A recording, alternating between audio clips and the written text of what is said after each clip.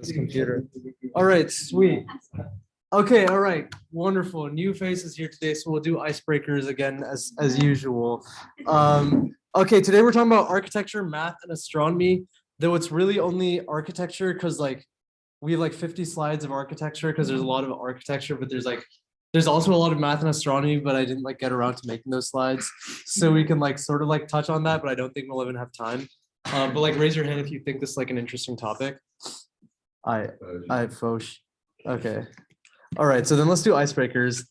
Favorite astronomical object or mathematical concept? Who wants to go first? Yes. I don't know if it's an object, but the Oort cloud has a really funny. Yeah, I like that.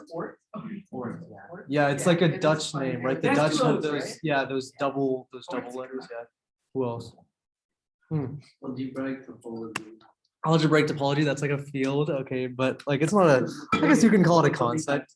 Homotopy type theory? Okay, fair. Valid. Why do you like homotopy type theory? Because my roommate cannot stop talking. Who's your roommate, bro? That guy must be insane or something. Fucking weirdo. All right, who's next? Yeah, Nathan. Like von Neumann numbers. Von Neumann numbers, what are those? It's like a way of expressing the actual numbers. Oh, you mean like the set theoretic formalization? Yeah. Okay, cool. Is that the one where it's like nested inside, or is it like? Yeah. Okay. So like the number of brackets is equal to like the. Okay. There's some like variation for coordinates, but. Okay. Interesting.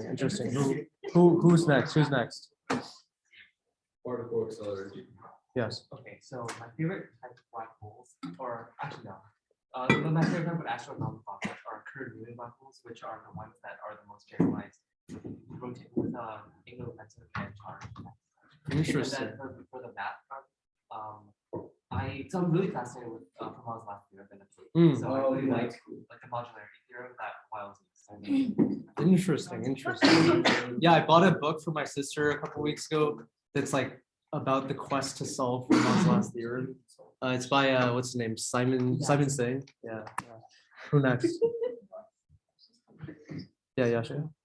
I mean, not nearly as intellectual as Chris's answer, but I was gonna say a quasar because they're just like fucking insane. Like, they're just shooting out like photons. Yeah, just like getting I did spraying the research universe on them, with like. and I like still couldn't fully wrap my head around it because it's like an accretion disk, but then there's also like a stream of like particles that's being shot out, and it's like entirely gamma ray photons.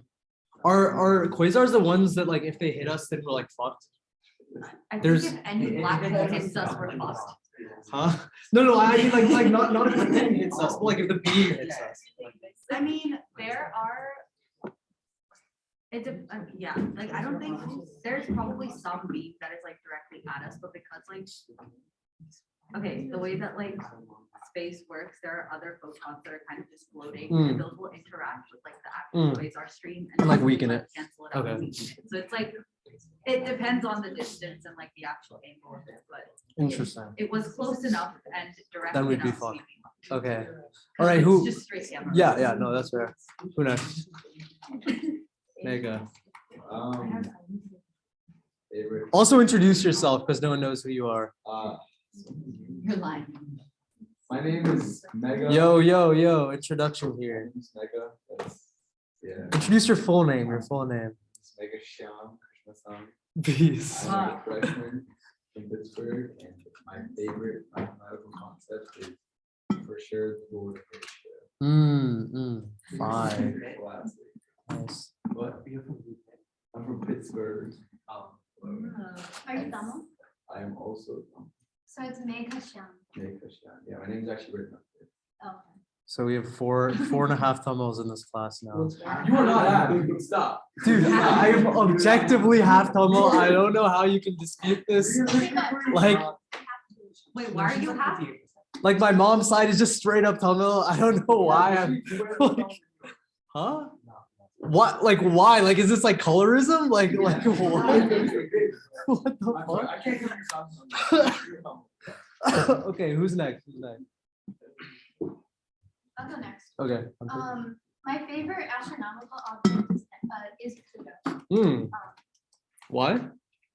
Just because I identify with it a lot. with being like small and insignificant. Its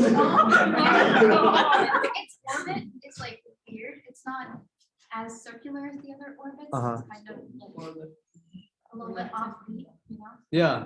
So I kind of think of myself as like that. Wow. Interesting. My orbit is a little bit weird. It's a little bit the way it's not supposed to be, but it is good what it is, and people like me. Nice, nice. I hope. Okay, next. Well, Ari? I'm Mari. I like red dwarfs because I think that's the last thing that's gonna create energy like burn in the universe. Like I've red dwarfs. Red dwarfs. Black holes. I mean like that will Oh. burn, like create. I don't know. And also the constellation of Orion is pretty cool. Like you can always just find it. Yeah, that's like the only, like that and the Big Dipper are like the only things like people in the modern day can really pick out. Yeah. Okay, next. What's Yours left. Yeah, Natasha. Constellations, actually love constellations. That is like the most generic. I like, know, Pick one, but like, pick one. Both there's a Big Dipper and the Little Dipper. I said the Big Dipper I like know, 5 seconds but ago. also the Little Dipper, I don't The know, Little Dipper? yeah. Valid, valid. Are still big. My favorite constellation is probably They also have all like the. I'm forgetting their name. Nice, they have all of the, Orion's belt. shut up, the astronomy ones too, astrology, they have like, there's like Scorpio, Gemini, all that stuff. Yeah, I will remember at some point what my favorite constellation is, but I forget its name. Okay, who are we? Nathan, do you? Oh, yeah. Okay, do we have everyone? Wait, Shakti? Oh yeah, I just don't have one. Like I don't have. Damn, I thought you were like an astrology person. No. Oh, okay. I Okay, mean, like, I don't know, like the sun or something. okay, for sure. And then your name was Opalina? Yeah. What- Europa. It's just- Europa. Yeah, it's just like a ball of water, and it amuses me to think that it can just melt one day. Is that the one that's like a Saturn moon? You don't just go away. Is it Jupiter's? Is it one? It Okay, is, yeah, it's. Okay. There's like ice. Jupiter power. has a ton. Yeah. Nice. It was Okay, do we have anyone else? Anyone else? Huh? Tanuj? Did you go? I figured it's Okay, all right, yeah. All right, so then we're good, all right. Okay, so we're doing Play-Doh again. Oh, there's more people this time. Yeah, so we're like, everyone is gonna get even less Play-Doh. This is the problem with like Wait, what limited about the people, resources. like, deserve it more, get more, you know? Capitalism, right? That's Well, what I don't know I'm if that's saying. capitalistic. It's I'll probably- pay $10 for the entire.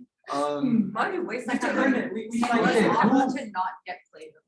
Who wants Play-Doh? You're getting bribed right now.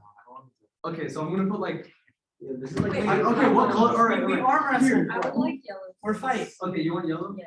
Oh, wait. You just got bribed. I'll show you. You're so. You have to throw it 2 feet away. You Sorry, have to throw it 2 feet what away. color do you want? I misjudged No, no, that. you- I'll show you- you the yellow. Okay, right. Okay, yeah, sure.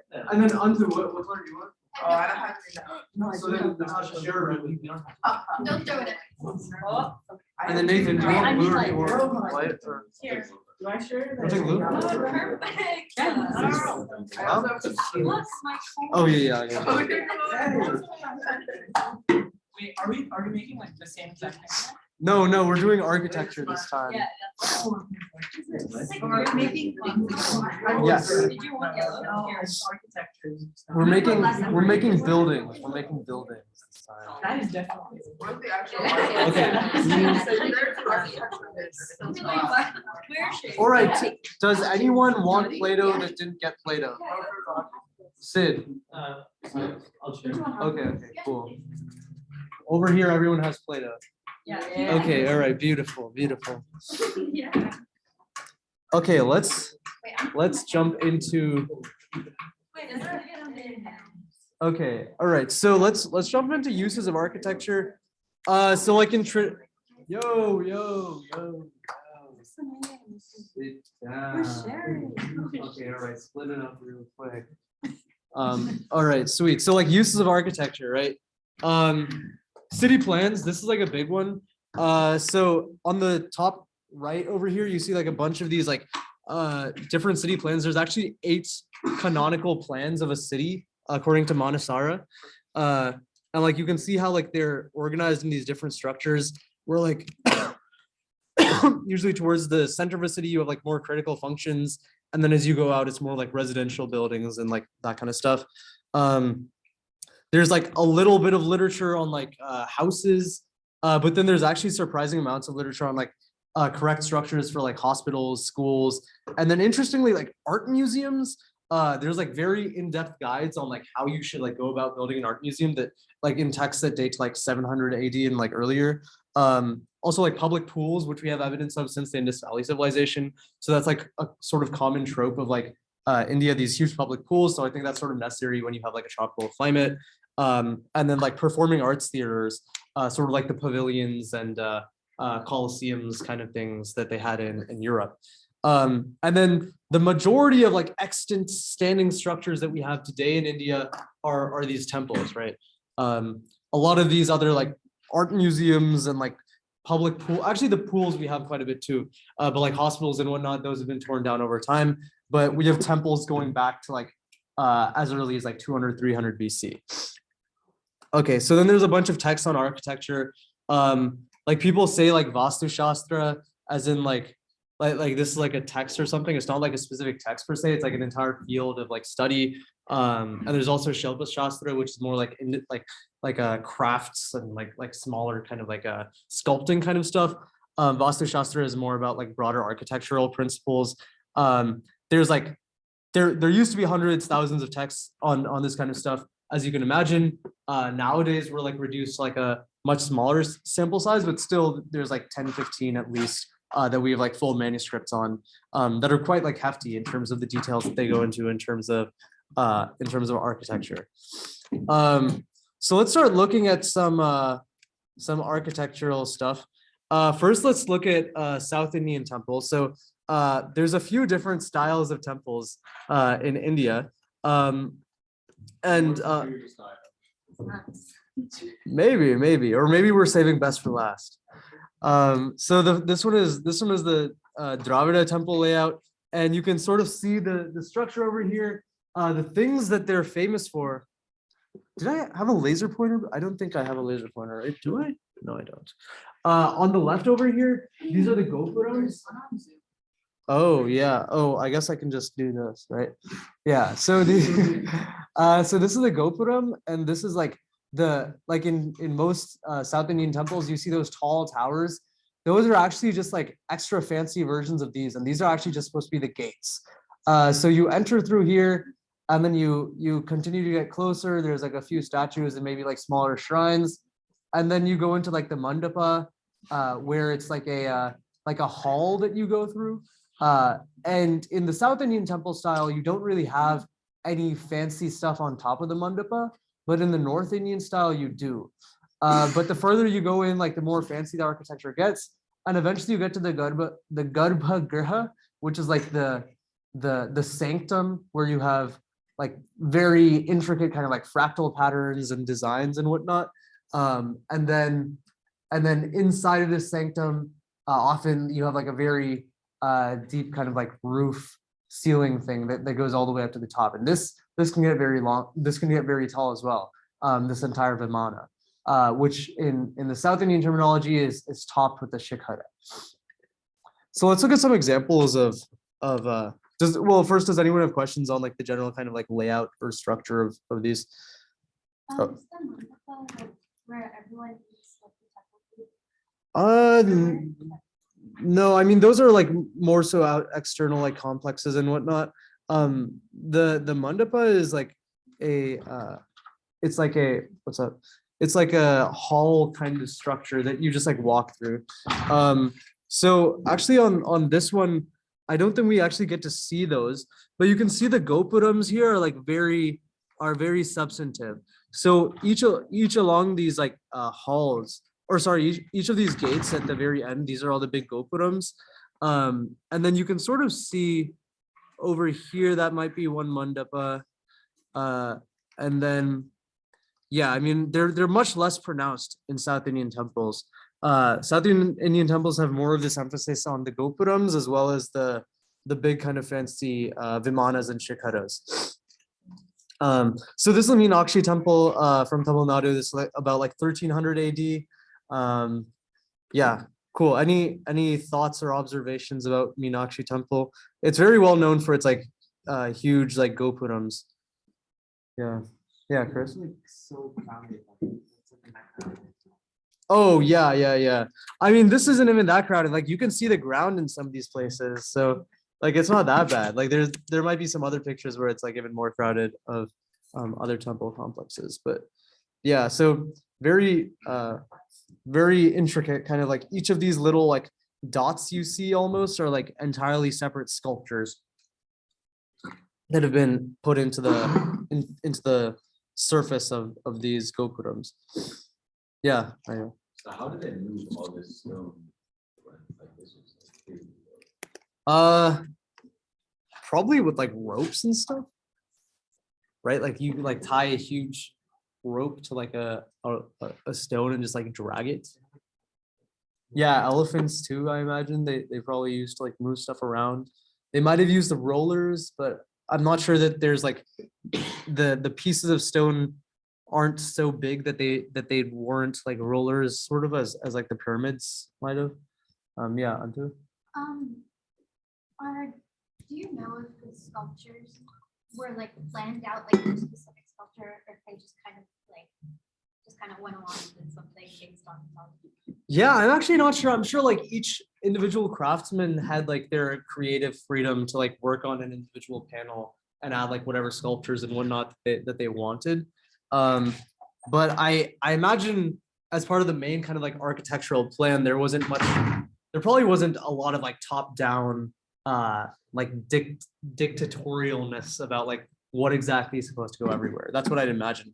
Because you often have like very different motifs across different areas of the temple, right? One place you have like a Ramayana scene, and then in another you have like some Shiva motif. So yeah, there's a lot of creative freedom often. Yeah, Shakti. Yeah, so we're talking about like South Indian temples. One thing I noticed is that like the temples in Kerala are like so different from the ones in Tamil Nadu. Like the ones in Kerala don't have like a tall like structure at all. They're all like short and like more wide. Oh, It's like it's almost like a Buddhist like temple or two. interesting. Chinese one. Yeah, I'm not sure that we have too many Kerala like examples here, but maybe we do. I don't particularly remember whether I added any temples from Kerala, but that's sort of surprising. I wonder if like maybe you're It's like this, like short and like interesting. yeah. I feel like I want to say these are much more recent kind of much more recent kind of architecture. But there could be older reasons for that kind of architecture.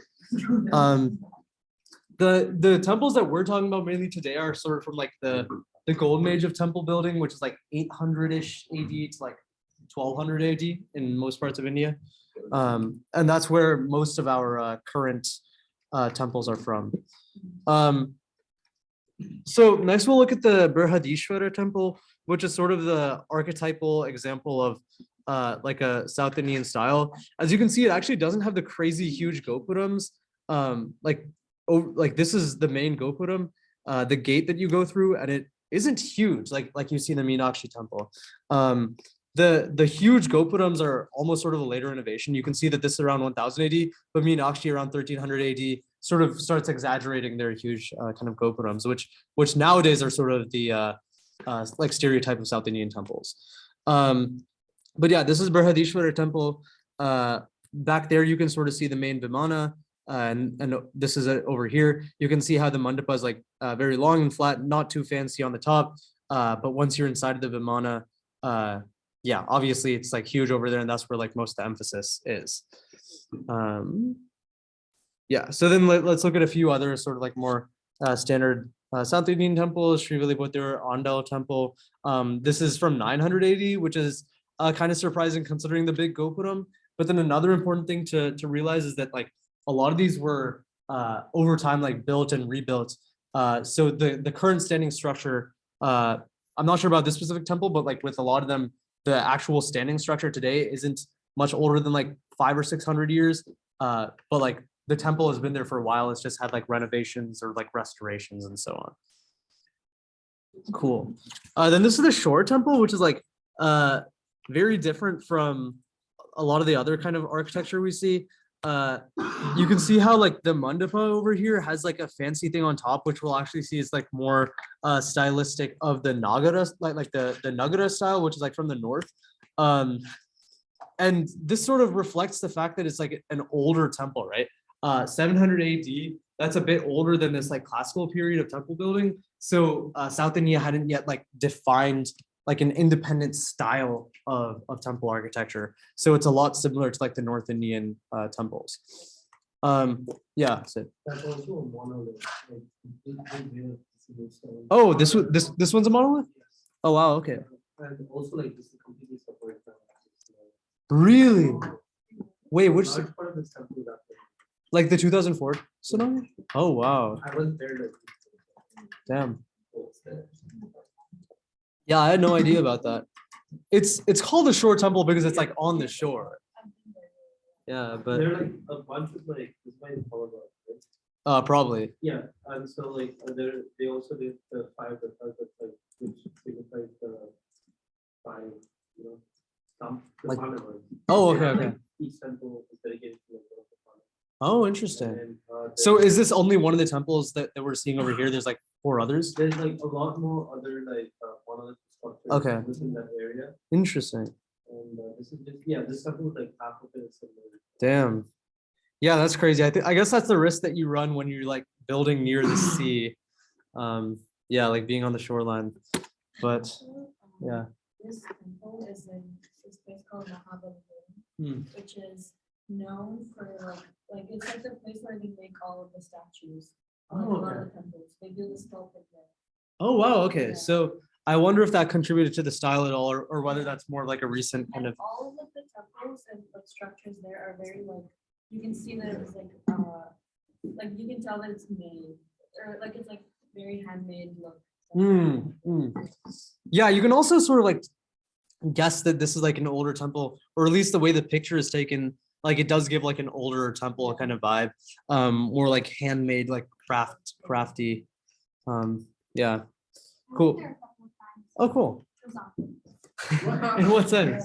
There were so many people. That's the sole reason why. I know.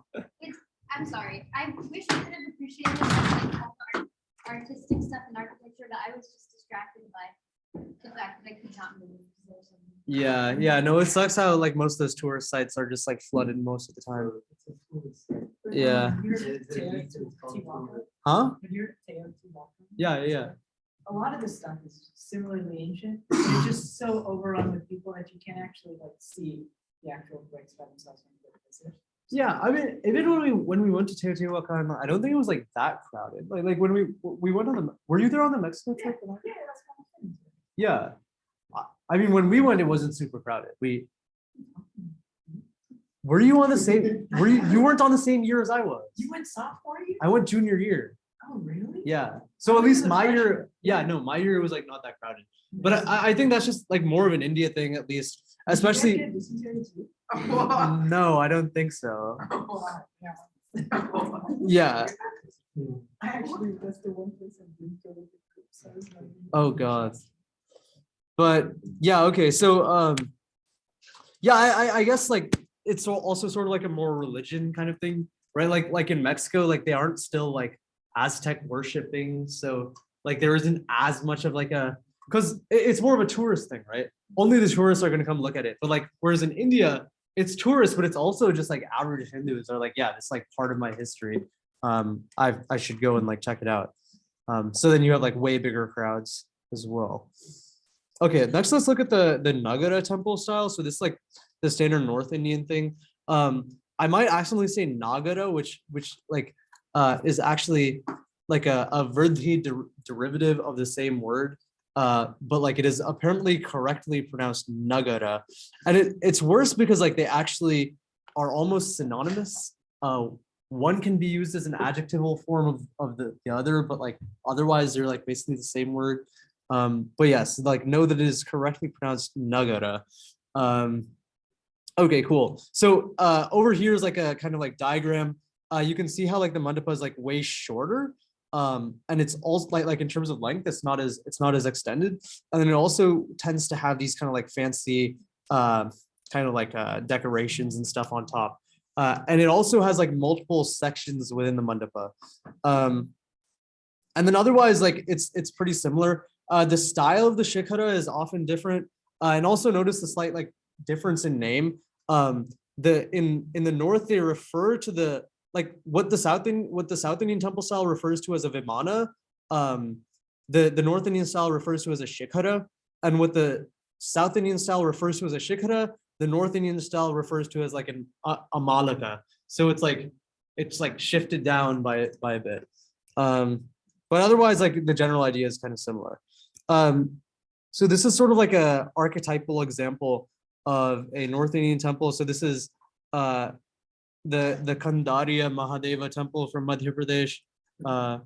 Around like 1000 AD, you can very clearly see like the Adha mandapas and like the main mandapa, and then you have this very North Indian style shikhara where you have like the side shikharas over here and then like the main one over here. Yeah, like kind of classic. Much more of a it's more like chunky almost, right? It almost looks like a vehicle that could like move around, whereas with like the South Indian temples, they're often more like extended, splayed out. This is another one, right? Like from Gujarat, again, more chunky, and it's like it has two stories on it, which I think is like pretty much unheard of in South Indian temple styles. And again, you have like like the shikhara is like bigger, wider, and the mandapa is also sort of like more chunky. These are the Jageshwar temples in Uttarakhand. These are said to be from 900 AD, but they added to it over time. So some of the more recent structures are as recent as 1400 or 1500 AD. You can also see how because of the rain and snow, they added these like little roofs, which is like kind of cute, like to protect the stone and whatnot. But yeah, it's a lot of these like little kind of temple blocks that they put together. Then this one we jump back really far. So this is the Deogarh temple in Uttar Pradesh, 500 AD, and you can see how it's like almost completely in ruins. You barely do I have another picture of this? No. The shikhara is basically non-existent. Like it's just like a pile of bricks, but you can sort of see how back in the day it would have been like way taller and like properly well formed. But now we sort of just have like the temple sanctum as like this little block sitting here and like stairs that go up to it. A lot of the individual sculptures though are pretty well maintained. So like you can see over here, like, does anyone know who this figure is? Yeah, like, can anyone identify this figure? Yeah, it's like pretty clearly Vishnu, right? Like with the snake cape thing.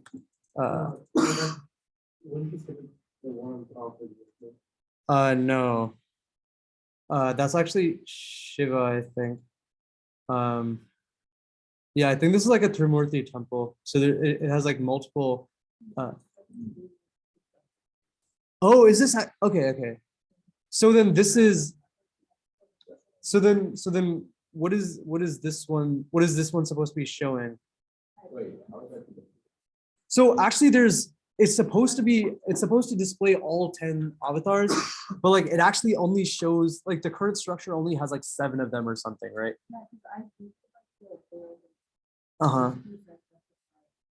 Yeah. No, I remember reading about this now. But like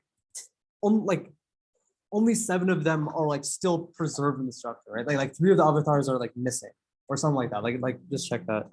So I'm just trying to figure out which one this is. Anyone have guesses as to like what scene this is from like Vaishnavite mythology?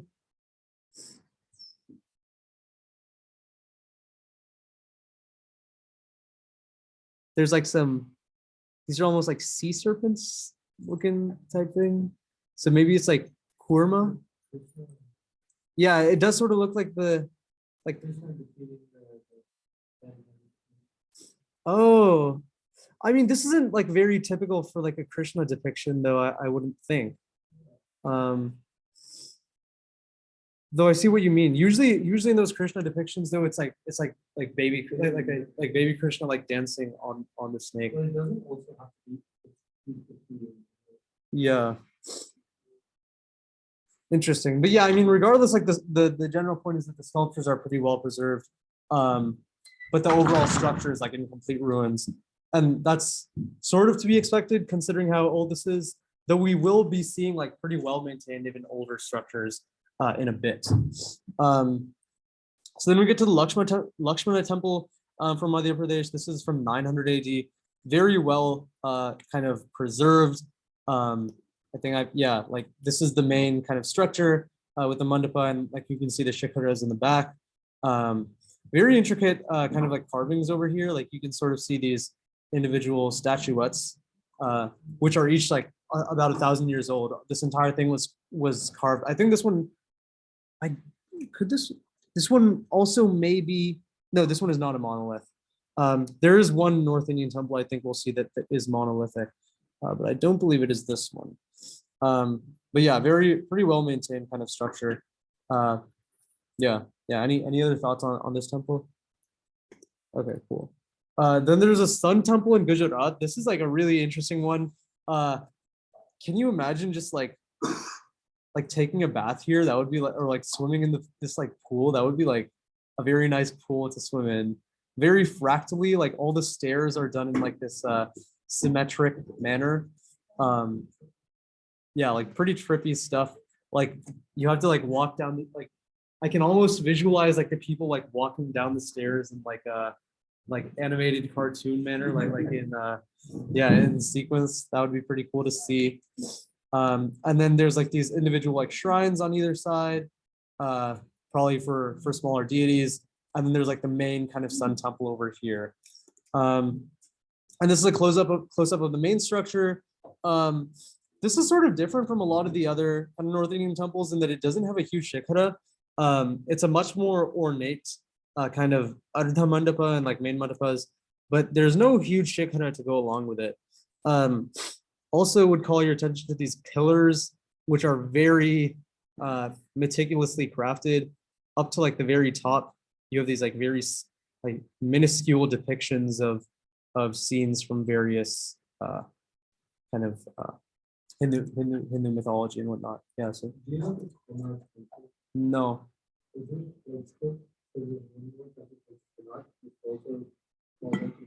Hmm. Where is that one? Oh, okay. We can look it up.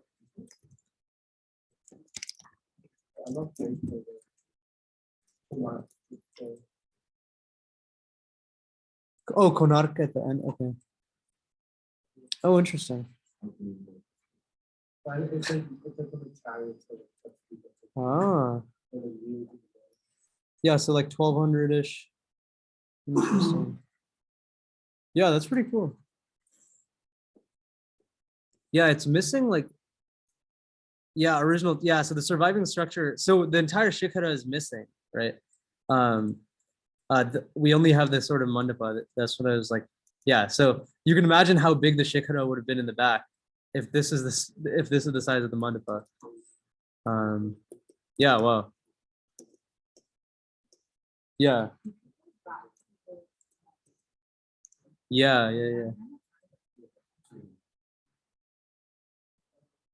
And do like image similarity. Okay.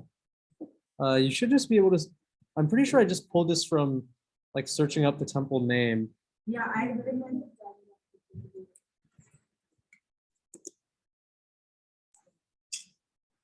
It's this one right here. Yeah, Gagendra Moksha Vishnu idol. Yeah, I'm not sure what that means.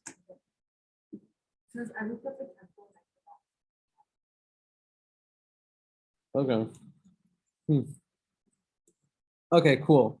So then we'll jump over to West Bengal, where we have these much more in ruin kind of temples. this is like a picture on the left from like this picture is from like the 1800s. And like we still do sort of have this structure, but like most of the temples seem to have gone into like an even worse condition in like the last 200 years since those pictures were taken. This isn't a picture of the exact same structure. There's like a bunch of these little kind of like shikharas all over the temple site. But like a lot of them seem to be missing their like mandapas and whatnot. Though this one I think probably never even had one. It was just sort of like a standalone shikhara. But yeah, so these are the Barakar temples in West Bengal. So then let's jump into the Vesara style.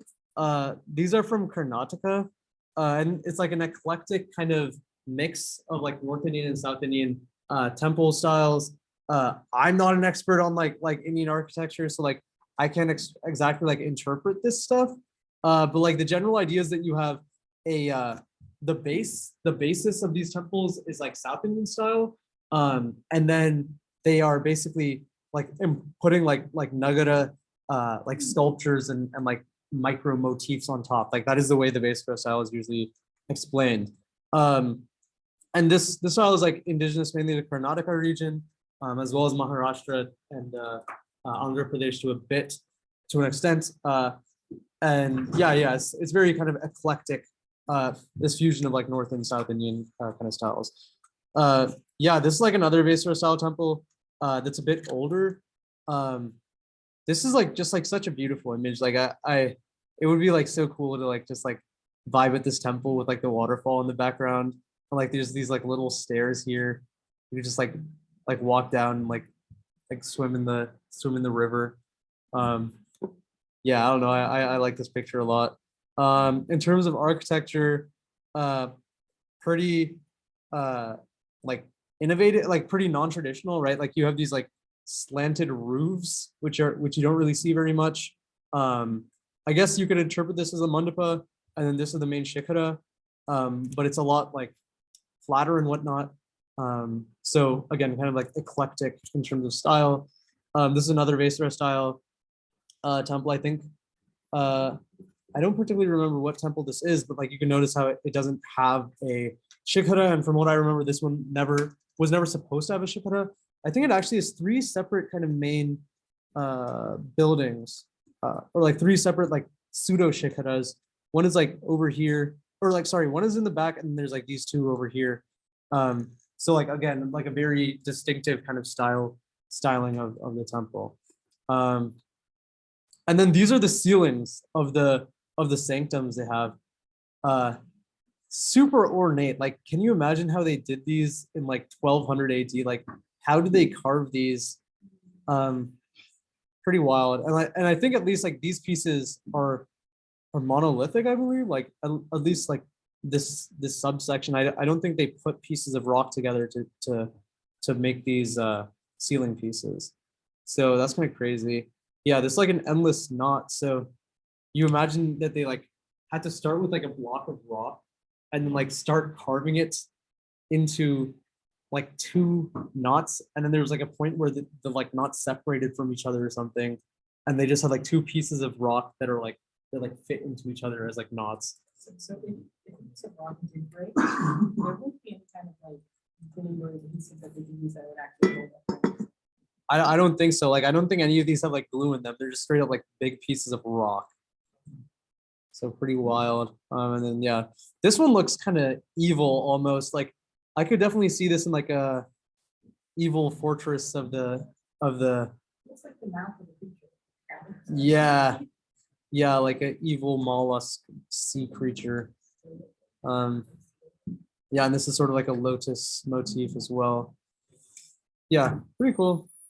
These are actually from the same temple as this. Cool. All right, any thoughts on temples or stuff like that in general? Has anyone chosen a temple to like make their Play-Doh from? Is that or like is anyone? Oh yeah, that was like the idea that like you could. There's a lot. So a lot of those have been like repainted. So like most of those are repainted. But yeah, I mean like it's sort of a stylistic choice whether to like repaint them or not. And also it's like a huge kind of ethical, like historical ethics, right? Like, do you go in and like change the original like vibe of something, or like is it restoration, or is it like changing it, right? It's hard to like make that decision. How old are the oldest Sikh temples? It must be a few hundred years after. The oldest Sikh temples, I think the Harmandir Sahib in Punjab is something like 1700 AD. Okay. I don't think they have much older than that. And, Yeah, exist until yeah. what was it, like 1500s? 15 or 1600s, yeah. Wait, isn't Islam lower than? No, Islam is like 700. Islam is 500, 600 AD. Yeah. Sikhism growing super fast. Like, right? Is that true? Well, Sikhism was founded in the late 15th. Okay, so like end of 1400s, yeah. But Islam is still like considerably older. So Jainism actually is an interesting history. Theoretically, we have records going back to like the 9th century BC for Jainism.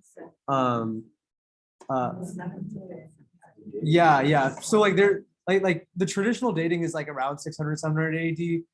But like there is considerable evidence that the Jain tradition of like their Tirthankaras, like where they have their own like ancestors and stuff, that like a lot of those figures that even before Mahavira, a lot of those people could have been historical. And they record like 5-6 generations before him that seem at least vaguely historical. Yeah, Chris, were you saying something? Oh yeah, I was just gonna ask. Jainism is sort of polytheistic. I mean, they're like either atheistic or polytheistic depending on how you interpret them. It's officially non-theistic. Yeah. They're the main kind of core tenet isn't any like deity, it's just like the principle of nonviolence. Though they definitely do have a lot of like polytheistic leanings, like a lot of their intricate temples and whatnot are like dedicated to Indra, for example, which is kind of ironic considering like how almost like violent of a deity Indra is in like the actual Vedic corpus. So yeah, okay, cool. Any other thoughts on like temples, or does anyone want me to flip through these slides again to like pick a thing to do? We're also going to go through other like temples that we're not done with temples. We're going to go through caves, and then we're going to do like Southeast Asian temples. Oh, and we're also going to do stupas, like Buddhist stupas. So those are all choices. So I can like either continue going through these, or I can like go back through the temples if anyone has a temple in mind that they just want to look at more closely. Thoughts? The options are continue going, and then at the end, like maybe run through them again, or I can go through the temples again real quick just to like if anyone has a strong preference to like choose a temple that they want to do. Okay, all right, cool. All right, so then these are the Barabar temples from Bihar. This is like 200 BC. These were actually made by the like Emperor Ashoka of the Mauryan dynasty. They polished these walls to like a mirror back in like 200 BC, which is like kind of wild. Like rocks aren't naturally like mirrors, but they like somehow polished it to this. And like if this is the condition it's in like over 200 years later, imagine like how shiny those rocks were like originally. Like that would have been kind of crazy to see. They also cut all of this into like the sides of like cliffs. Like it's crazy how much rock they would have had to excavate, and like the sort of right angles that they have on all these doors and stuff. This is only the only sort of like semi-complete entrance. There's a few other entrances that are like incomplete. They're just sort of like the doorway passages.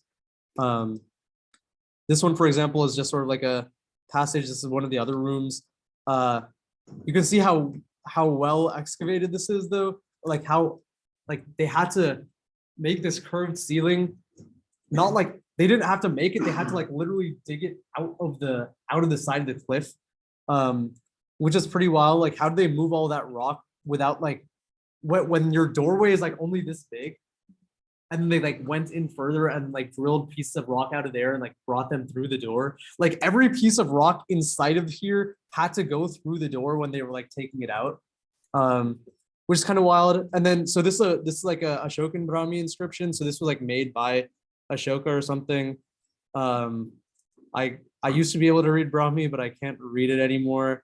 I can tell you that this is the letter K, though. Yeah, I don't recognize much other than that. I think this is a Ra, something like that. Oh, this is definitely a Ta. This is definitely a There's Ta. like a lambda Hindi speakers will formation. relate. A lambda? Oh yeah, oh yeah. Yeah, this is definitely about lambda calculus, indeed.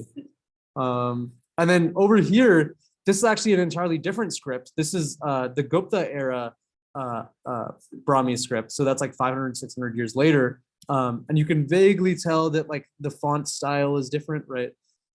So this is like actually from a different era where they came in, they found these caves and they made like another inscription. Then we'll go to the Ajanta caves. These are in Maharashtra. Super ornate. These are around 100 BC. You can see how like for this era in like Indian history was like very Buddhist. And like they did a lot of like cave building during this period. And they were mainly Buddhist caves. They're from this like 200 BC to like 200 AD period. Most of the kind of like architectural / archaeological finds we have are mostly Buddhist, not like Hindu per se. So this is like a another kind of rock cut cave in Maharashtra. You can sort of see the side of the cliff over here, but then they drilled this entire thing out of the side of the cliff. All these sculptures and everything. This is all monolithic again. Even these pillars had to be like cut out of the cliff side, and then they drilled into these caves, and then they carved these things out of the rock. These super intricate like monolithic Buddha sculptures, and all of these like little carvings over here you see are all like myths from like the Buddha's life and whatnot. This I guess is also another good like candidate for like a Play-Doh sculpture if you guys want. Cool. Oh yeah, these are some other paintings from the Ajanta caves. So we actually don't have many it is pretty rare to find like paintings that are older than a few hundred years in India because like the paper degrades so fast. It's only really these like wall paintings and like murals that are able to be preserved. And this is actually a depiction of a scene from the Buddha's life. Can anyone guess what this like myth or painting is supposed to be? Yeah. Yeah, sort of. Anyone like have like a more specific kind of yeah, well, so not really seduced, but like when he used to be like a prince, right? Or like he was a king, yeah, like a prince, and like he was surrounded like by all the material pleasures of life. But then he was like, nah, bro, like I'm gonna renounce that shit. And then he like left. And then he went and became a monk, and then he was like, nah, like the ascetic life is too much, and then he like found like the middle way. And then these are like other depictions of like various different like Buddha figures. Like the ideology in Buddhism is that like Gautama Buddha is just like the most recent one, and there was like hundreds, thousands of other incarnations. So these are all supposed to be like different like lives that he had lived.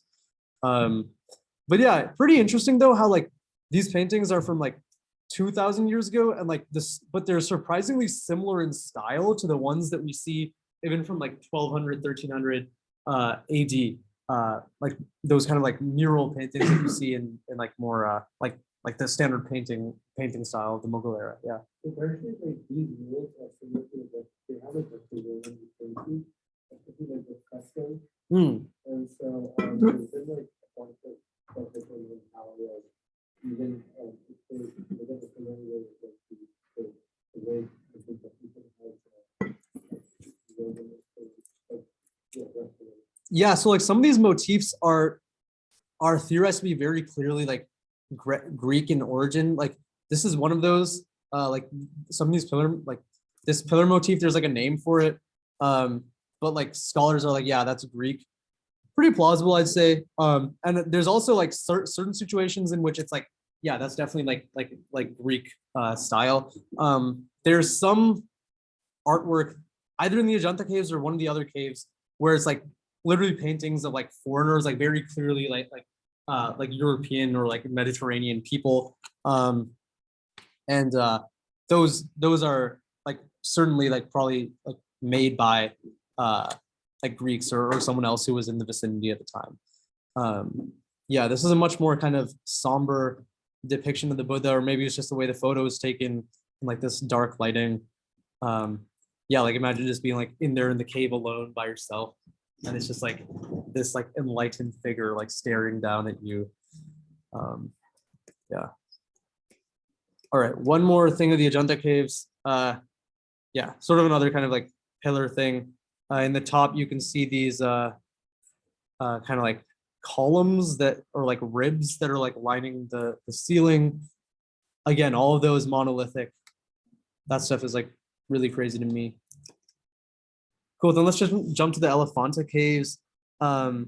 These are actually not entirely carved out of the, like they obviously had to be like dug out of the rock, but apparently at least some of these Elephanta caves were like pre-existing like natural cave formations, and then they were just like building on top of them. The Elephanta caves are mainly like Shaivite, I think. You can sort of see like a Shiva Linga over here in the back.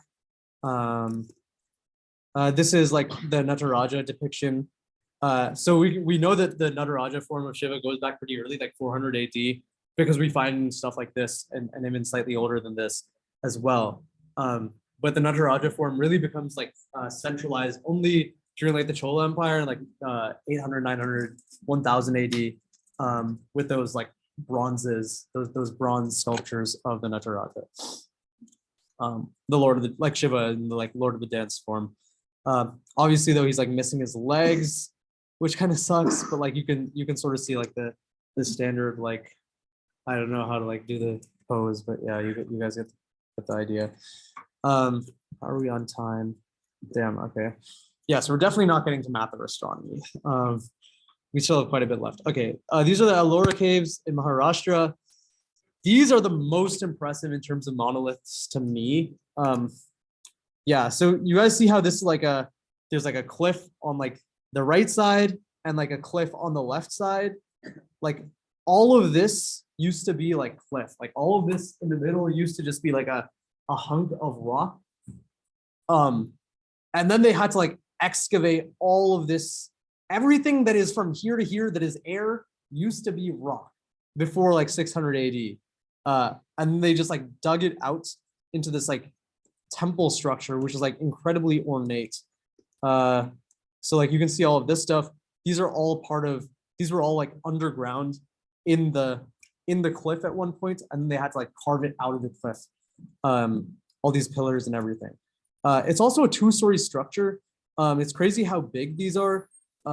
You can see people like walking through these over here, and like down here, there's like stairs somewhere over here that lets you get into the second story. But yeah, it's pretty wild how much rock had to have been moved for this. This is another picture on the left that is sort of like, damn, that's like huge. Like it's insane how big this thing is. The temple goes even further into the back, and there's like caves over here. They were probably meant more for like meditation and whatnot, as opposed to the more like idolatrous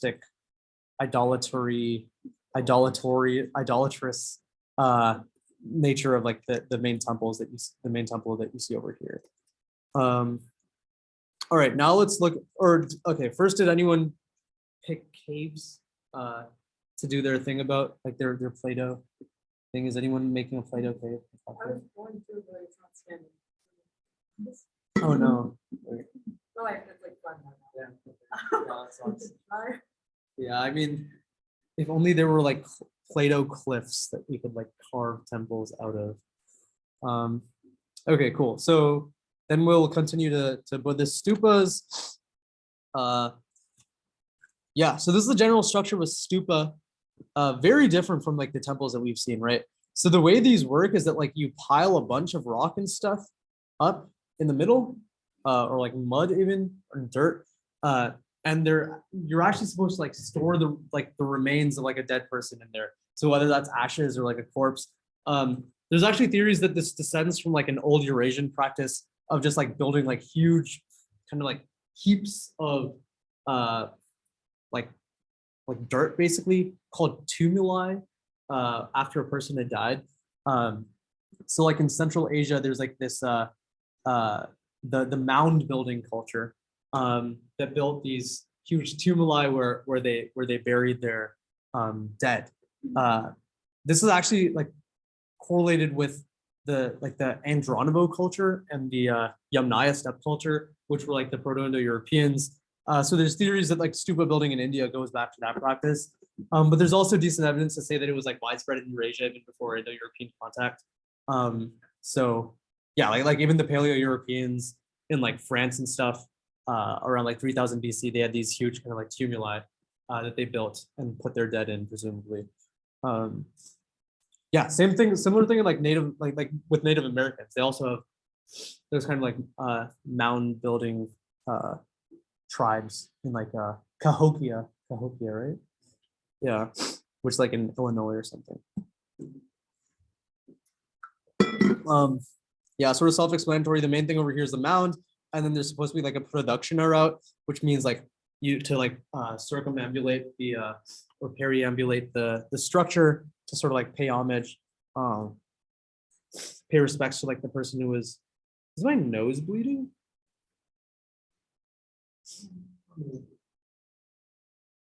Well, it is according to this piece of paper.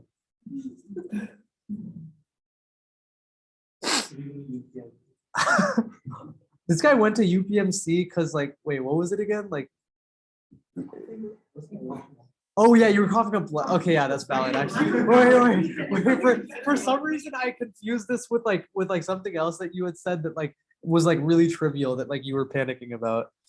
But even like coughing up blood is like pretty trivial. I don't know. No, like most of the time when you're coughing up blood, it's not because your lungs.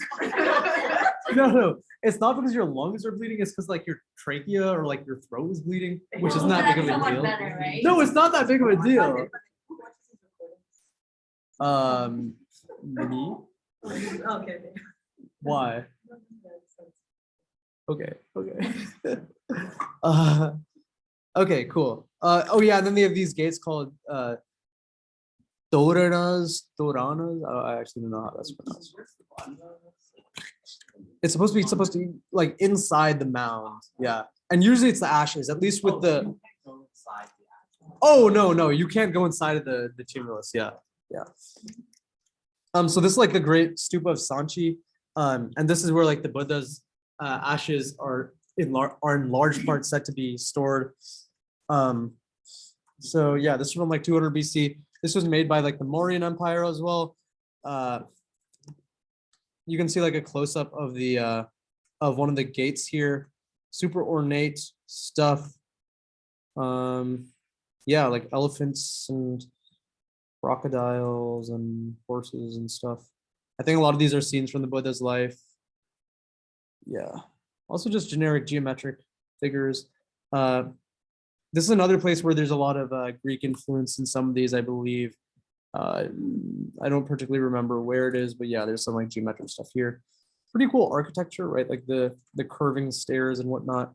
And then on the right, this is like a little shrine to the Buddha. I don't know particularly what's inside there, but again, you have this like pillar motif, which is supposed to be of like Greek origin. Then this is like the, this is not like, I don't know how to pronounce that. It's probably in like Sinhala. But yeah, this is in Sri Lanka. This is like another stupa where some of the Buddha's remains are supposed to be stored. Yeah.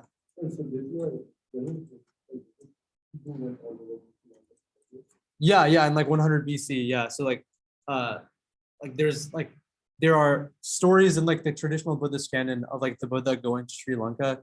I'm not sure how like true those or like historical those are. But like Sri Lanka has historically had like pretty strong contact with like Buddhist influence. And like part of the reason that is because like the people who settled Sri Lanka, according to like linguistic evidence, came from like basically the modern Bengal region, right? They speak Sinhala over here, or at least over here. I don't want to get into the politics of like this thing, but they're so like yeah, since Buddhism is like starts over here, it is pretty expected for it to like expand over here, right? And then like when the people from here come down and they like transport Sinhala down to Sri Lanka, they bring their religion and whatnot as well.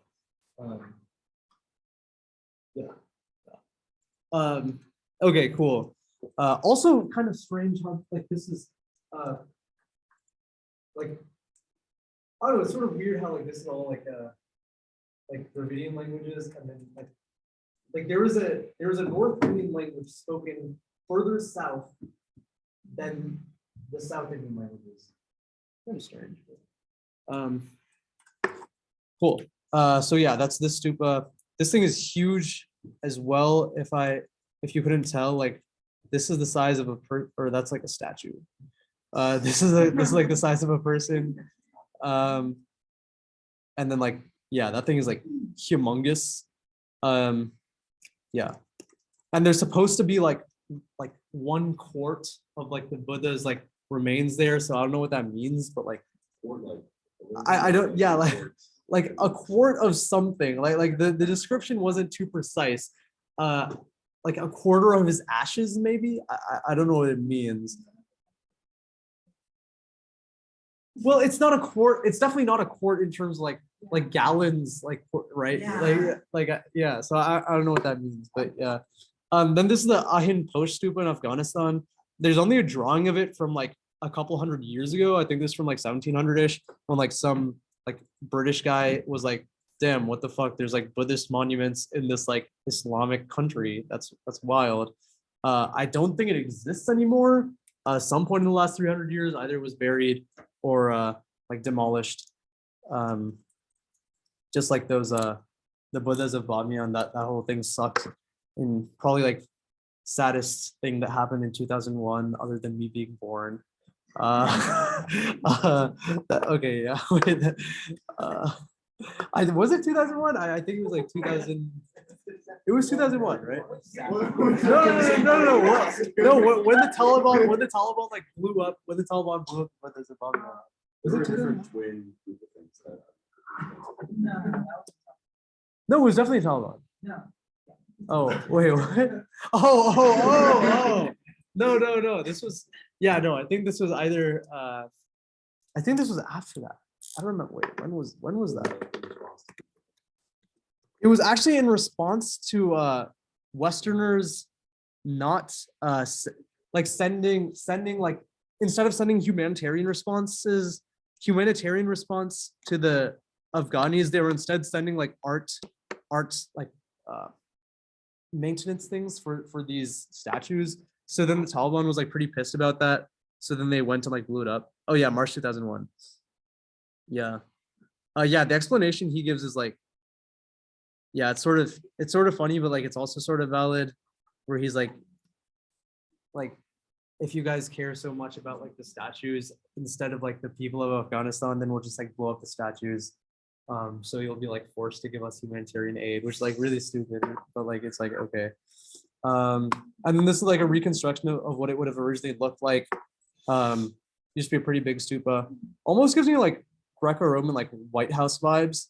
And being in Afghanistan, you can imagine it definitely had a lot of that like Hellenistic kind of influence when the Indo-Scythians were like over here, like 200 BC to like 180-ish. They brought along a lot of that Greek culture, which a lot of you guys who were here last week saw in the Gandhara style art, which is like over here. Okay.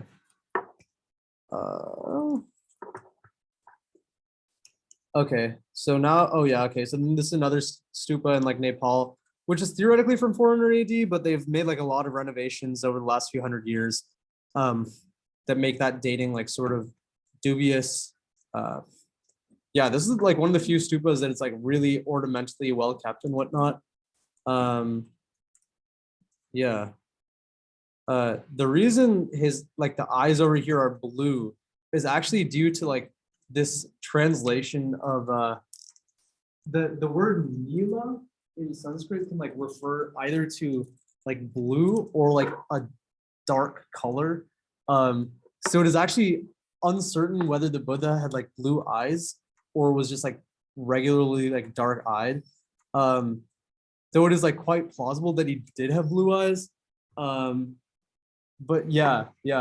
But it's also very dubious because we don't find these descriptions in all of the traditional literature. It's only in like a few of the sutras where it describes him as like Nilaksha or Nilakha as the Palis would, they would pronounce it in Pali. Okay, let's go to Southeast Asian temples. Damn, 813 already. Okay, this is the Prambanan Trimurti temple in Indonesia. So over here, this like the Shiva, this like the main Shiva temple, and then you have Brahma over here and Vishnu over here.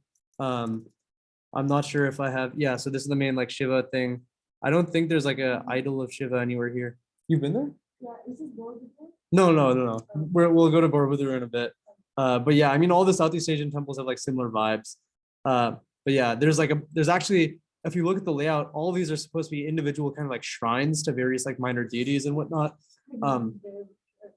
But then these are, yeah, the way this actually is laid out is that like in the back, you have like the Shiva temple, the Vishnu and the Brahma over here. And then like you have each of their mounts. So this one is like Nandi, and then this one is like Garuda, and this one is like Hansa, like a swan. So that's what these little things to the front of the main temples are actually. Pretty interesting architecture, like layout. This is the Naklong Kyong Vishnu temple in Myanmar. I don't speak Burmese, so it's also interestingly, it's not like the way you break that first word isn't not. It isn't not long. It's actually not long. There's this like word initial like cluster in Burmese called. Yeah, I think it's either in IPA it's either one of these or it's one of these. Yeah. That's the L with like the. Huh? Oh, yeah. Is that how you do it? I actually have no idea. I can only recognize IPA. I can't write them out. Yeah, something like, oh yeah, that's definitely it. Yeah, you're right. How do you pronounce it? Yeah. It's the same as in. Yeah, like this is like a quite size. Wait, quack. Yeah, chipoch. You know what it's called? So I can look it up. It's unvoiced lateral fricative. I don't know any language have that except for like. Welsh also has it. Yeah, Nahuatl has it. Oh yeah, Nahuatl. And then Welsh also has it. Welsh has a word pronounced shash, which means it means that. It means that. So I think that's pronounced like Nashang Kyang Vishnu temple, Myanmar. So yeah, it has like a shikhara as expected. It doesn't have like either the mandapa is lost or yeah, it sort of looks like it used to have like a extension of a mandapa over here. But yeah, and then there's like this carving of Vishnu, kind of untraditional in terms of a depiction because he has a trishul, I think. Yeah, which is kind of strange. Maybe it's almost like a syncretic depiction along with Shiva or something. This is the Bantiai Srey Shiva temple in Cambodia. That's from 900 AD. This is the Shiva temple. You can see the little gopurams over here, and then the main kind of shikhara is over here, and it's built along this like pond, kind of like a nice place. Like right now, it sort of looks like a swamp, but like I imagine it would have looked a lot more beautiful when it was originally built in terms of the water that it's surrounded by. Here's like a close-up view of like the mandapa, very traditional kind of like Nagara style almost mandapa, and then you have like a shikhara in the back over there. And then yeah, this is like a view from one of the gopurams up front. Then this is Angkor Wat, like probably like one of the most well-known like Southeast Asian temples. It's a huge temple complex. You can see like it has tons of shikharas over here. Around 1100 AD. It started out as a Hindu temple, actually. It started out as a Vishnu temple. And then over time, it actually turned into a Buddhist temple. as other rulers who were more favorable to Buddhism came into power over the years. Um, and yeah. Also notice how this one is also built near like a water body. I think in Southeast Asia, I'm not sure why this is, but like a lot of the temples that we look at seem to be built like right next to a water body, or maybe these are artificially constructed. Not entirely sure why that is. Like it definitely makes it quite beautiful, save for like the like swampy type stuff over here. Actually, they did a pretty good job of maintaining this one. I think they cleaned up the edges and everything. Kind of cool to see like are those birds? Or no, those are lotuses. Wow. Yeah, that's crazy. But yeah, vibe for sure. This is supposed to be the architecture kind of like layout of Angkor Wat. This gives me like strong fractal vibes. It's like, yeah, like so each of these gopuras that you go through, you get into like a even smaller and smaller sanctum that is like closer and closer to the heart of the temple. Yeah, and then this is like one yeah, this is another scene from like Vishnu mythology. Does anyone know what this scene is? Guesses. This is actually one of the Dashavatara as well.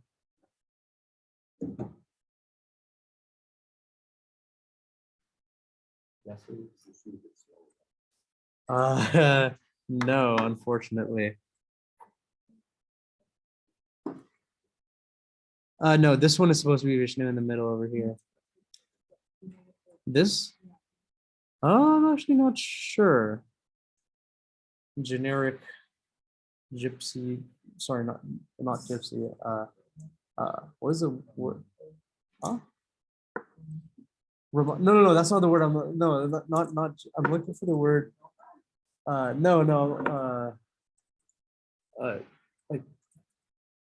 what is the word? I'm like, it's almost like nymph. Is that what I'm looking for? I think the Y in there. Yeah, I think I'm looking for like fairy nymph thing deity. Okay, but yeah, this is actually Kurma Avatara. They're like churning the ocean. And like you can sort of see like what is it, whatever mountain they use, either it's Meru or Kailash, that they use to churn the ocean. And he's sort of like holding it up. But you have like Devas on one side, the Asuras on the other side, and they're sort of like churning it back and forth. Yeah, so this is on one of the walls, and then in other places you have more Buddhist kind of depictions. This is like the overall like temple complex. They had to, I think this, yeah, this like definitely man-made kind of a moat thing they built around it. And this huge kind of like square or rectangular structure, pretty wild. Then we get to Bayon Buddhist temple in Cambodia. Yeah.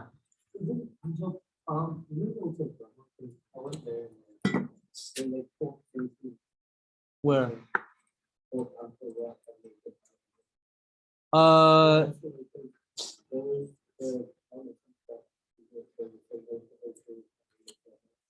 The entire structure?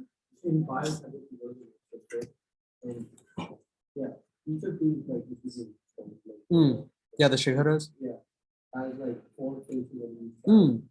And so it's like Yeah. I think I remember reading something like that as well.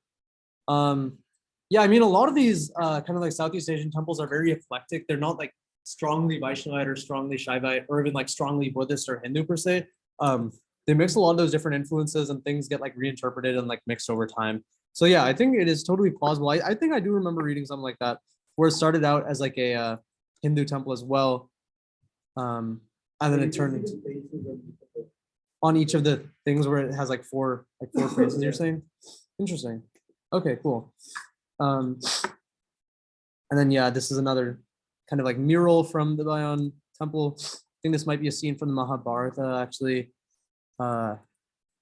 Yeah, maybe. Then we get to Borobudur, the Buddhist temple in Indonesia. You said you've been here? You said you've been here? Yeah. Yeah, cool. Yeah, this thing is huge. Apparently this was like entirely lost as of a couple hundred years ago, was just like a dirt, like a pile of like dirt, and then they had to like completely re-excavate it from scratch. Yeah, so like in the 1800s, 1900s, they just like re-excavated this entire structure, and now it's like pretty well maintained. Yeah, so at the top you have these little like mini stupas, and like little Buddhist like sculptures of the Buddha. Also interesting how the Buddha has like a string on this one, which is strange considering maybe that's just a crack. I don't know. I just noticed that. Huh? Yeah, it looks raised, right? Yeah. So I mean, that's surprising because like Buddhism is supposedly like anti-Brahminical tradition. So I'm not sure why they made that stylistic choice. Definitely something interesting to look into if anyone wants. Okay. Also interestingly, in terms of the structure of Borobudur, it's structured such that like the further up you get, like the more almost like abstract you get. So you start in like the realm of like Kamadhatu, like the world of desires, and like pure raw like material baseness. So that's like sort of a like tamasic. Then you get into the realm of Rupa Dhatu, which is like the world of forms. So like yeah, that's like Rajasic theoretically. So like the pure like underlying forms of things. And then you have Arupa Dhatu, which is like the world of like things without forms, so like even thinking without like without structure, but like there is still existence, like raw existence without form. And I guess that's where the Buddhists would put like most like Advaita Vedantins in this world, like without form. But then the Buddhists say that there's like one step more of like emptiness, the shunya, and that's where like the culmination of their ideology is, in like the emptiness of all things, shunyata, as they would say. So it's sort of like as you ascend the steps of Borobudur, you sort of ascend spiritually into this realm of like spiritual emptiness. Then there's Wat Arun from Thailand. This is like a much more recent kind of building, 1600-ish AD. I guess that's the last one. Did anyone get to finish or choose or finish any of their Play-Doh things? Yes. Okay, wait, raise your hand if you finished like a Play-Doh thing. Okay. Milo. I didn't get Did you do a play? Okay. Okay, cool. So we'll go around to those after. Huh? What?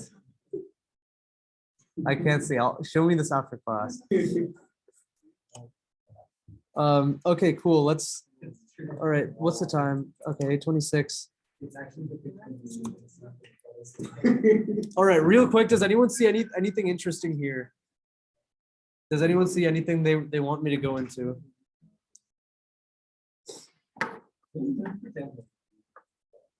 Anything intriguing to check out?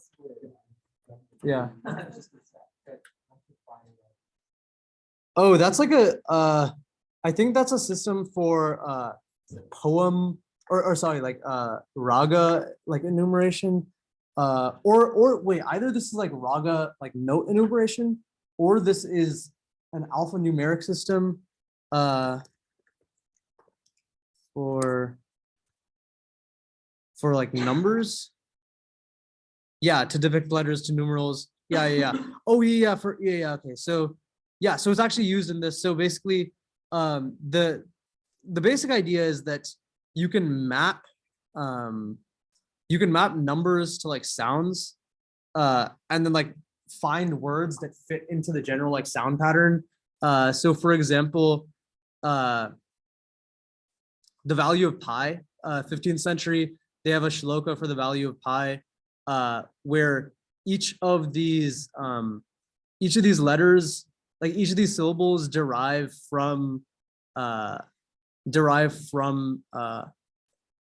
like this enumeration thing, the assignment of letters to numbers, numerals are like this, blah, blah, blah. Yeah. So na, nya, and vowels represent 0. The 9 integers are represented by consonant groups beginning kata pa ya. So basically what you end up with is like a broad kind of like template for a word, right? Where you have like definitions of like where you have each of your numerals defined with like some consonant, but then you can like fill in the vowels and like the consonant clusters to more easily like create actual words that you can then remember.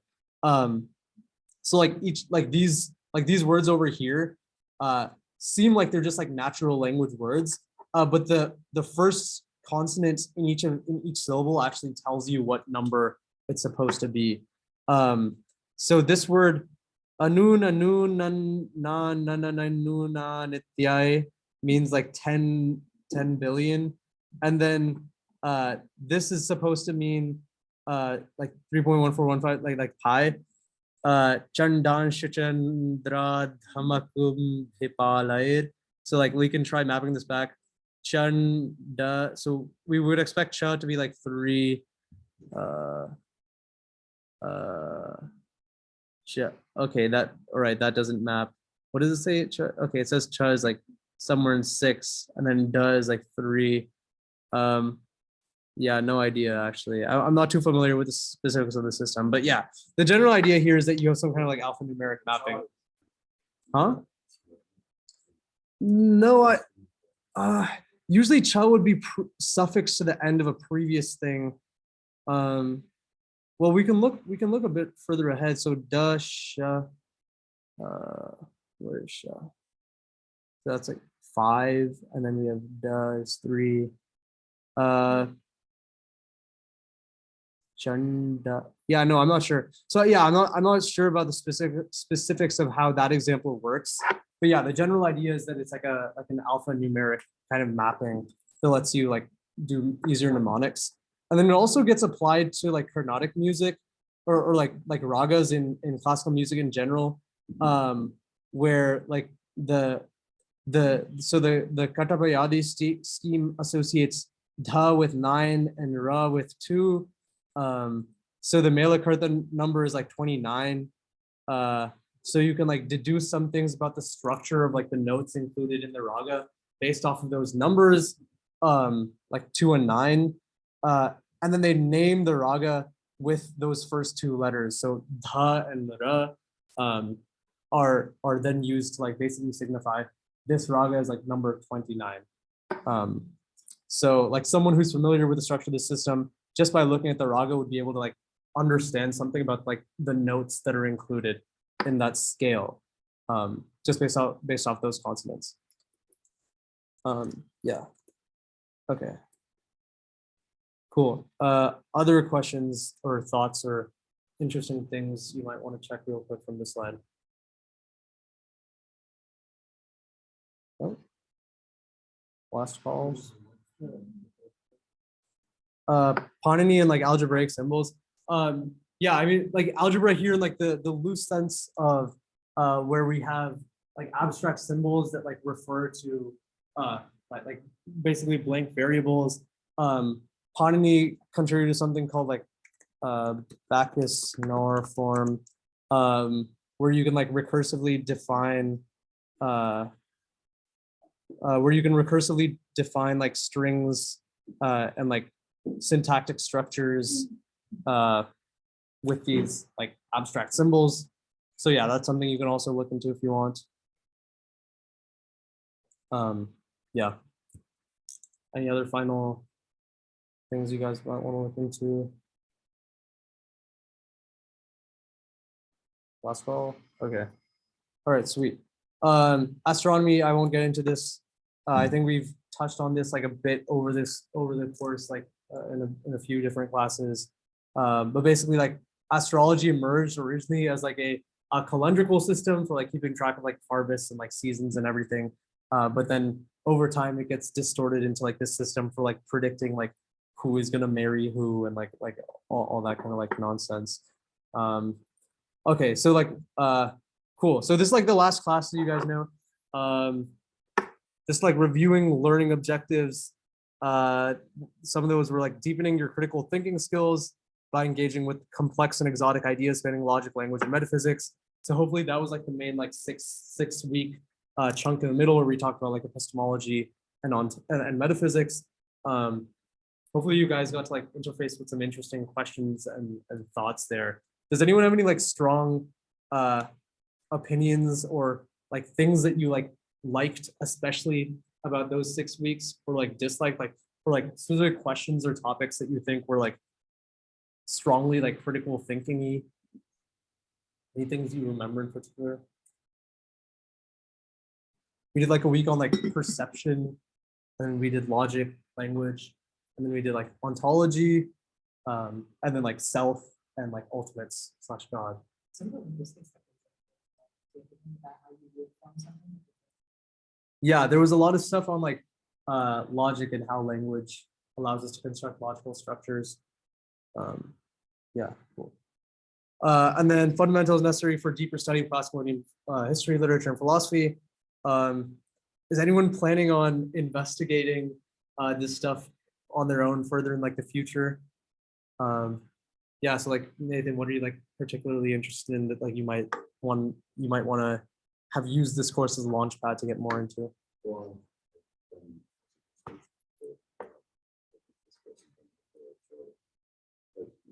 you want to say the same thing, like it's not just philosophy, this is Definitely, yeah. The general idea of this course is like a comprehensive, like broad overview of like different intellectual pursuits in like classical Indian literature and like philosophy in general. Yeah. I guess I have some along. Like it was just very.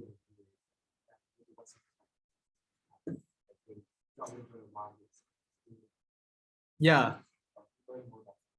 Yeah, there's like crazy how like very similar kind of ideas of like intuitionistic logic, law of excluded middle and whatnot, like arises even in Indian philosophy, like with like Chaturshkoti, where you have two types of negation and everything. Yeah, pretty interesting stuff. And then Antu, were you also going to say something? Okay, cool. Anyone else? All right. Learn how to construct an intellectual or ideological identity informed by your cultural, ethnic, and ancestral context. I guess that one is like mostly week, like the week about memes. Who was here for like the week on memes? Like, yeah, did that like contribute to like your sense of identity or yeah, culture and like how cultures and ideas change or anything? Thoughts on that, Milo? Mine was sort of like how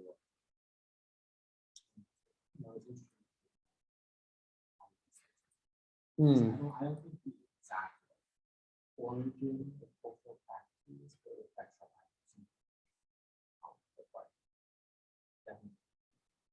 Yeah, I mean, like we can't really avoid memes per se, right? Like, despite our best efforts, like we fall into memes, or memes fall into us. So it's just like being conscious of those and how those contribute to like who you are. Yeah, We had that one prompt on this which had thinking about like constructed languages. If Hmm. you were to make a language, how would you balance efficiency or ease of learning, those kind of things, and seeing how these different civilizations in thousands of years ago, that's about since then. It's really cool when you can cast it like Yeah.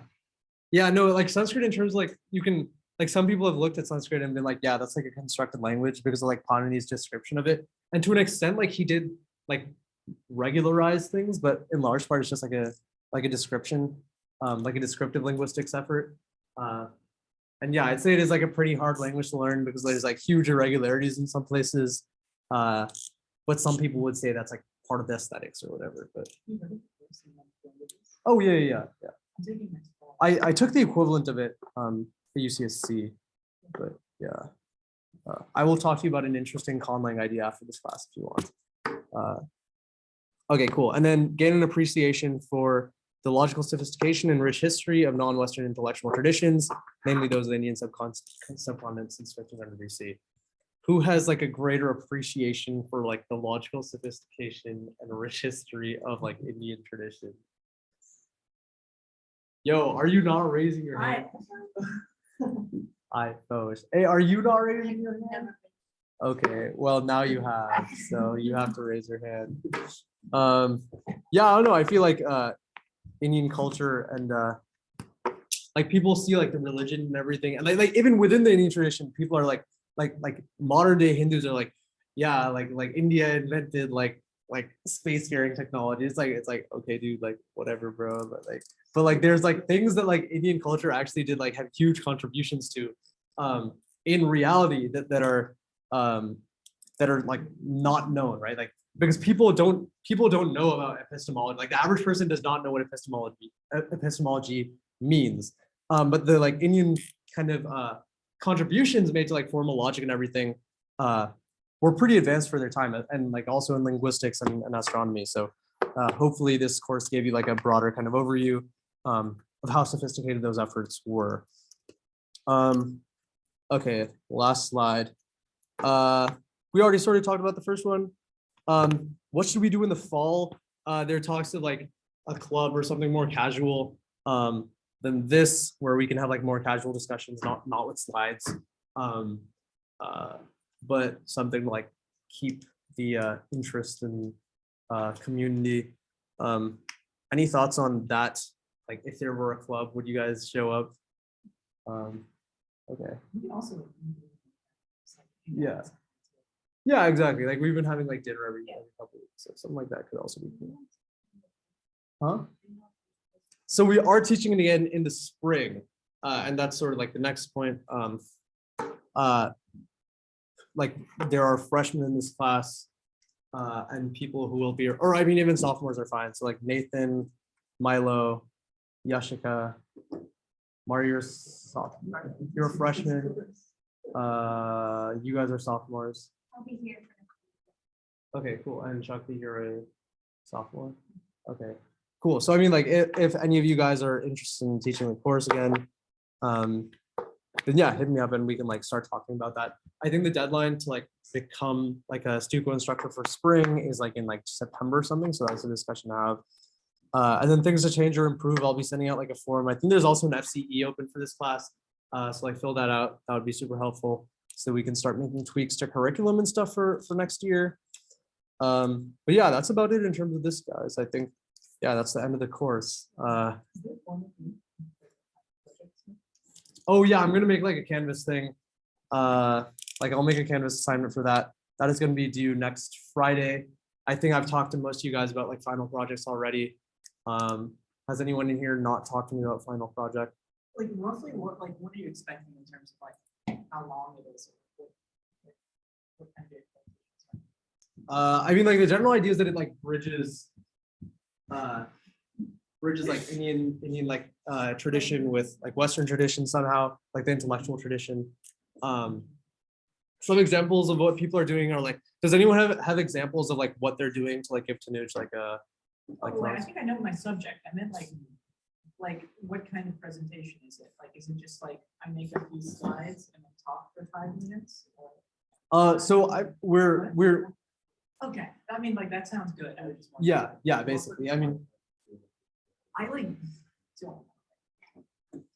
Yeah, no, you like slides are okay. But since we're not doing like an in-class presentation, like I think we decided last week that like people don't want to like officially do presentations during finals, like just like upload a video on YouTube and like send that to me. Does it just go to you? Yeah, that's the thing. That's another thing I was thinking to do for fall. If we do like a club thing, then like people can sort of like talk about their own final projects and whatnot, more in depth to the entire group. But I mean, if you send it to me, then like I'll post them all in like Discord or something so that like everyone can see them. But yeah, I mean, like unless you guys want to set up a time, like I like if you guys want, I'm totally down for this. To set up like a time next week to do presentations or something, but I'm not sure how many people are gonna like show up to that. Okay, cool. All right, yeah, that's about it, guys. In terms of dinner, right?